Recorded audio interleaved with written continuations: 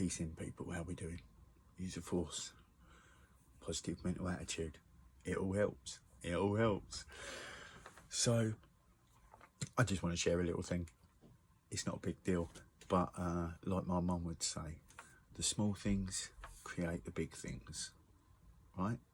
So, if you pay attention to the small parts, you create a better, bigger part.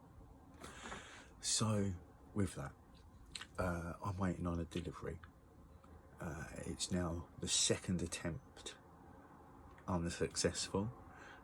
They're having a problem finding my address for some reason. I've had deliveries here and it's not been a problem. So what was I practicing today? What was my situations in front of me offering me as a lesson? Patience, for one. So I've called them up and I was like, they're expecting this. This is the second fail on my address. I'd like to try and get this delivery and get my delivery, right? So, but bearing in mind that the person on the other end of the phone is a person. They're in customer services.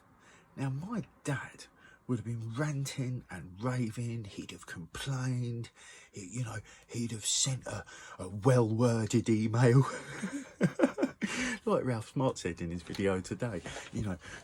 Our parents, the generations before us, they come from another time. They've got the teachings they've got, and it's down to us to unprogram the old programming. So, I call up.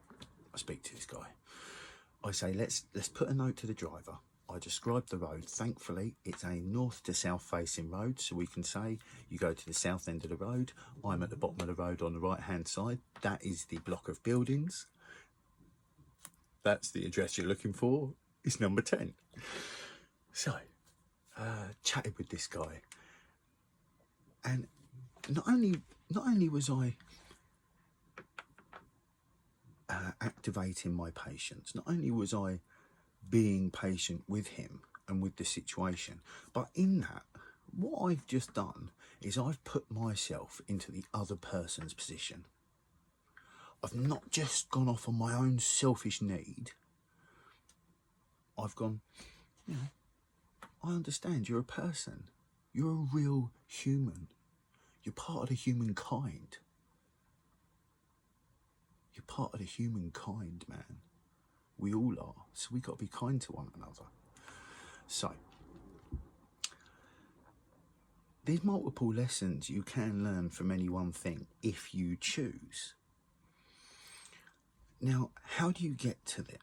How do you get to just not repeating what your parents do? Well, first you become aware of yourself. In becoming aware of yourself, you become aware of how you are like your parents. And then you can pick and choose. You can go, right, okay, I see my dad would have created stress in his body. He would have created stress on someone else. He was using no self-control. Bless him, right? So, we all have the choice, and it's a matter of doing that. So, anyway, right, I'm wearing this ring on purpose, right? This ring, my nan gave this ring to my granddad on their wedding day. When he placed a ring on her finger, she placed this ring on his finger. Now, this doesn't seem too significant to you, because why wouldn't they? That's what we do. No, because women used to be property of men by law, right? The contracts that bind our society and our actions together, right? But my nan, a fierce East End Londoner who was raised in the war, told my granddad, you are as much mine as I am yours. They're equal. And that's how they run their relationship. That's what they taught me.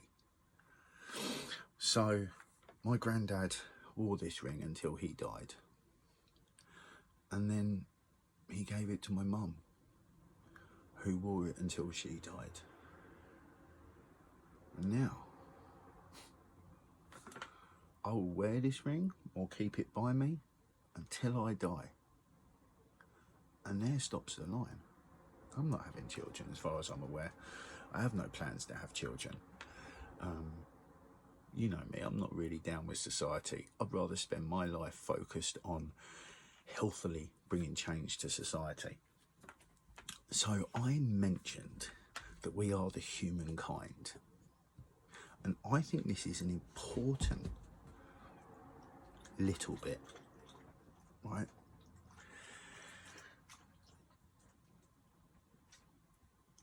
What we tell ourselves, we become, right? This is something that we know. Our psychology, our subconscious, right? That was trained in the formative years, the first 7 years of your life, right? Our subconscious, we train it with repetition. Once you've become self-aware and you can analyse and you can see where the issues are, you can then repeat them out of there. Right, so you spot something that your parents didn't like, that you didn't like that your parents do, and you notice you do it, sit with it, go to bed, visualise, make something that's your parents, make something that's you, find the direction you want to go in and program that. So I think when we talk about the human collective, I think a powerful way of speaking would be to be, we are the humankind. We are kindness. Now, if you are programming kindness into your mind about all of our collective, how are you going to treat other people with more kindness? Now, if we call our collective the human race, what is that programming? Is that programming we're in a race? Is that programming that we are part of a race? Are we promoting race as individual sectors, or are we just promoting oneness? But we are the humankind, and that kindness has a power in it and a strength in it. So I just think that's cool. So I don't know, man. That's I think that's all I've got to say today. Lessons on patience, lessons on putting yourself into other people's shoes and using self-restraint, not to just knee-jerk react. You know, and if you spend the time reprogramming your mind with healthy patterns, then in the moment to moment that we live in, your choice has more of a power in it, because you're not just going to knee-jerk, oh, I'm going to complain and send a well-worded email like my dad would have done, right? No, that conversation I had, do you know what the guy on the end of the phone said to me?